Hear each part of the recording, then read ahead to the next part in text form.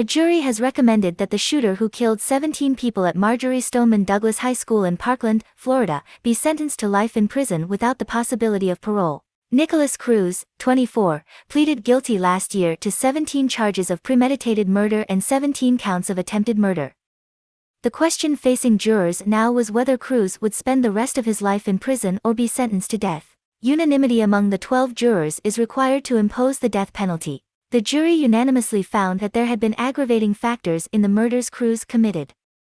But at least one juror concluded that for each murder, the aggravating factors did not outweigh mitigating circumstances in his case, and thus the death penalty is not merited, resulting in the recommendation of a life sentence. In the reading of the verdict sheets for the 17 counts of murder that stretched about an hour, it could be difficult for observers to discern immediately what the jury had decided. Several people in the courtroom, including families of the victims, shook their heads in disbelief and had tears in their eyes as it became clear that the jury had recommended a life sentence for Cruz rather than the death penalty. Following the jury's recommendation, prosecutors requested that those who were victims of Cruz be allowed to present testimony about the crime and what they see as the appropriate sentence. The judge agreed to the request, which will happen in weeks ahead. The judge in the case, Circuit Judge Elizabeth Scherer, cannot overrule the jury's decision. Florida abolished death sentences by judicial override in 2016. Family members of the victims are upset. Speaking to the press after the verdict, family members of the victims expressed anger and frustration. "I am disgusted with our legal system. I am disgusted with those jurors," said Ilan Al-Hadef, the father of victim Alyssa Al-Hadef. "That you can allow 17 dead and 17 others shot and wounded and not give the death penalty. What do we have the death penalty for? What is the purpose of it? You set a precedent today.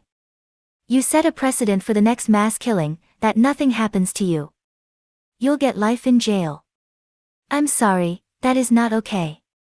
As a country we need to stand up and say that's not okay. I pray that that animal suffers every day of his life in jail.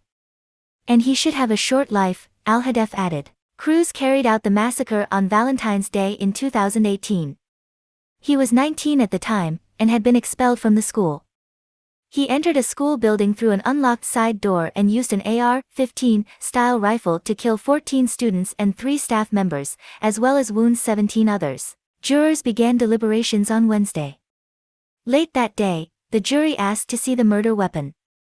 On Thursday morning, the jury said it had come to a recommendation on a sentence, about 15 minutes after the jurors were able to examine the weapon, according to the Associated Press. Prosecutors wanted the death sentence. Prosecutors had pushed for the death sentence. In closing arguments Tuesday, lead prosecutor Mike Satz told jurors that Cruz had hunted his victims during his siege of the school, returning to some of those he'd wounded to shoot them again, and kill them. "This plan was goal-directed, it was calculated, it was purposeful and it was a systematic massacre," Satz said. NPR's Greg Allen has been covering the trial in Fort Lauderdale. Over the trial's 6 months, jurors heard students and teachers who survived the shooting describe the attack. They heard graphic testimony from medical examiners and viewed surveillance videos showing Cruz firing into classrooms and hallways, shooting some victims repeatedly, Allen reported. In laying out their defense, lawyers for Cruz presented testimony from counselors and a doctor who say the defendant suffers from a fetal alcohol spectrum disorder, a condition that they argued affects his reasoning and behavior. Witnesses testified that his birth mother, Brenda Woodard, had abused alcohol and cocaine while she was pregnant with him. "You now know that Nikolas is a brain-damaged, broken, mentally ill person, through no fault of his own," Cruz's lawyer, Melissa McNeil, stated in closing arguments. "He was literally poisoned in Brenda's womb." Cruz's rampage is the deadliest mass shooting to go to trial in the U.S., according to the Associated Press. In other attacks in which 17 or more people were killed, the shooter was either killed by police or died by suicide. Still awaiting trial is the suspect in the 2019 shooting of 23 people at a Walmart in El Paso, Texas.